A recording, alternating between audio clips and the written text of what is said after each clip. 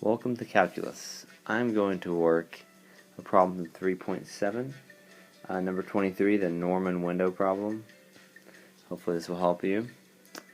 So I'm going to get started right now. I don't have the book in front of me, but I do have my solution to it, and it looks like we are trying to minimize the area of this window.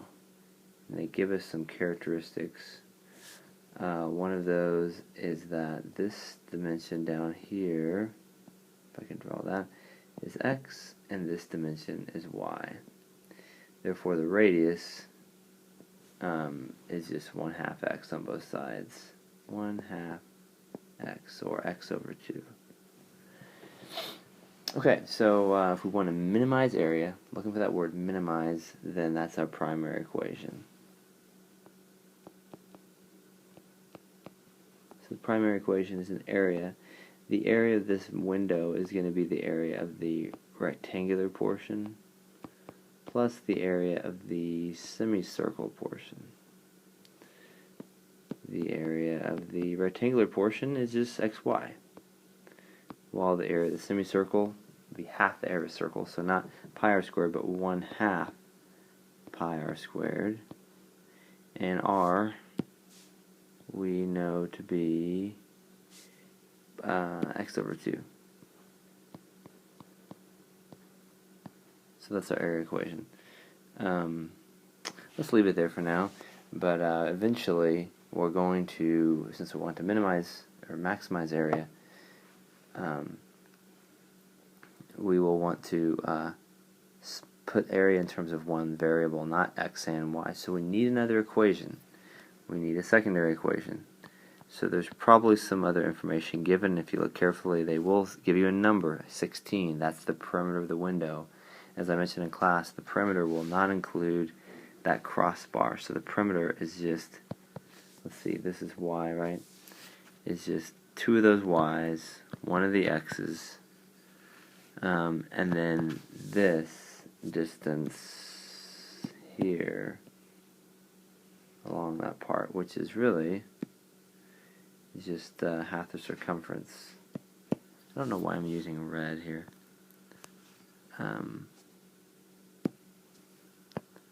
1/2 of circumference. The perimeter we do know is 16. So I'm going to put this x plus 2y. So we have 1/2 the circumference. What's the circumference? It's 2 pi r, or pi d would work as well. 2 pi, and r again is x over 2. Those would cancel right there. So we're left with 16 equals x plus 2y plus, I'm going to write this as pi over 2 x. Okay. I want to solve for y. So let's move everything away from y. We'll have 2y equals 16 minus x minus pi over 2 x. You can read that. And then we divide everyone by y. You're going to end up, or divide everything by 2, you end up with y being 8 minus 1/2 x minus pi over 4x. And that's about as good as it gets for our y value. We're going to plug that in here. I'm going to switch to a more standard color here. So area is now x times that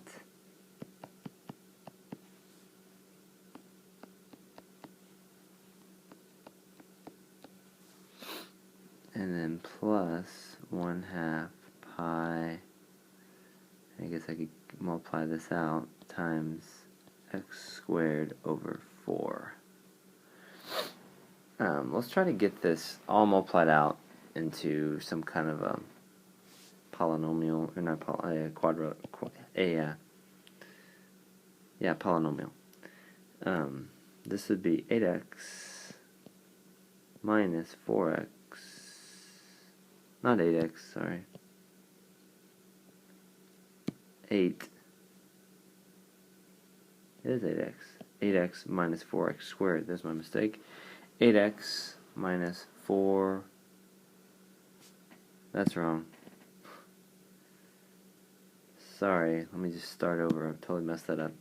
8x minus 1/2 x squared minus pi over 4x squared.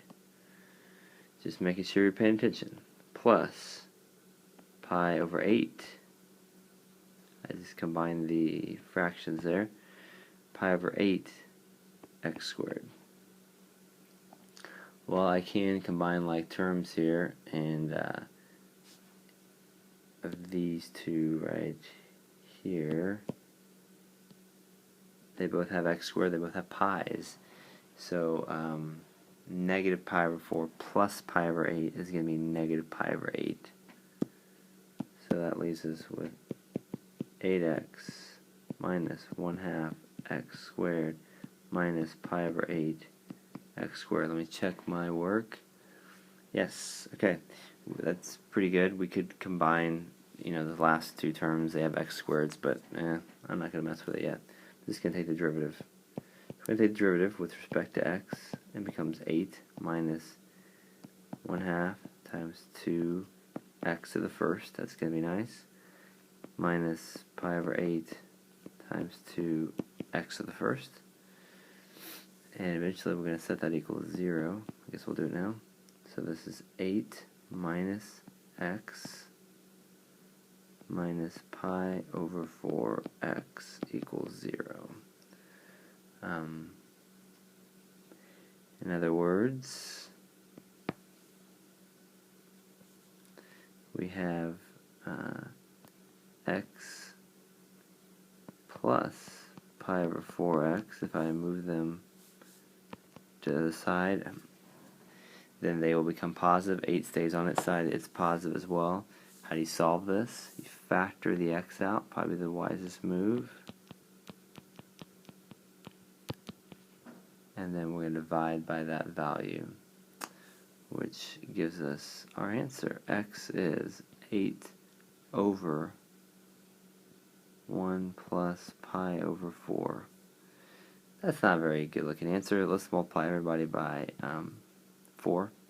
And you get 32 over 4 plus pi. Really nice way to simplify that. That is the x value that maximizes our area. We're not going to have to check it. I know to minimize our area it's probably going to be 0. So this is maximizing it. We do not need to check. So the last thing we need to do is find our y. So let's do that on the next page. So we already said that x is 32 over 4 plus pi, right? So how do we get y? Well, we said a moment ago that the relationship between x and y was that y is 8 minus 1/2 x minus 1/4 pi x. So if we plug that in, this won't be too bad, I don't think. That's not written right, is it? Should be 1/4. Is that a 4? Terrible 4.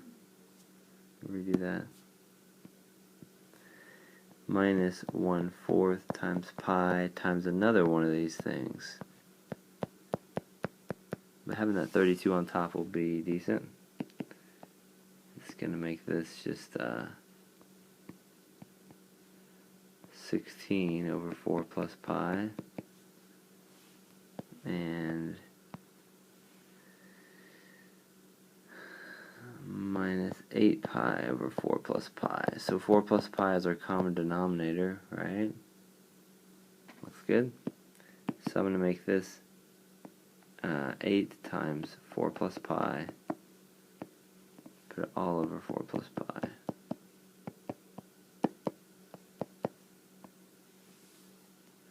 Distribute 32 plus 8 pi minus 16 minus 8 pi over 4 plus pi. Yes, the 8 pi's will cancel. And we have finally 16 over 4 plus pi, which is really interesting compared to our x. It is exactly half of our x value. But those are the values that would maximize the area of this Norman window. Hope this helped. And I guess the principles we got from this were you make a sketch, you read the problem, you look for minimum or maximum or something like greatest or least. That's your primary equation. Write equation for that. Try to get it in terms of just one letter. It's probably not in terms of one letter, it's probably in terms of two. So you're going to have to go find another equation. If they give you a number, like on this one, the number 16, that's going to be part of your solution in your secondary equation. 16 was your perimeter. It allows you to find an equation that links x and y. That's what you need. You solve it for one of the letters. We did y. Plug it back into your primary. Then you do have area in terms of just one variable. At that point, you're clear to take the derivative. Take the derivative. Set it equals 0. Hopefully it won't be as tedious as this. Solve it. When you find that one, you may be done, or you may have to plug it into the secondary to find the other variable, or you may have to plug it into the primary to find the max area. They didn't ask that here, but that's the basic process. Look for min-max, write your equation, get it in terms of one variable, take the derivative, set equals 0, solve it. So I hope this helped. I'll see you next time. Thanks. Made with Doodlecast Pro.